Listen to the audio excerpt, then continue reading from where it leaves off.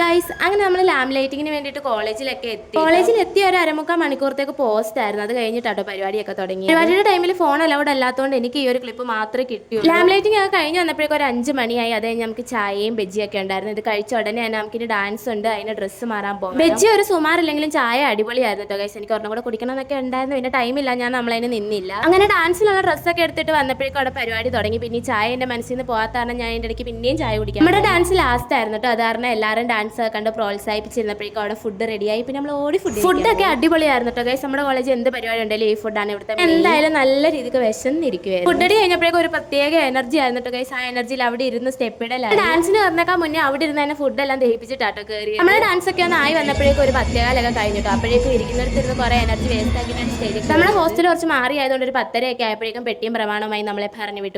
ഒന്ന് ഫ്രഷ് ആവണം, കയറി കിടന്ന് സുഖമായി ഉറങ്ങണം. നെക്സ്റ്റ് വീഡിയോയിൽ കാണാം. Tata bye bye, see U.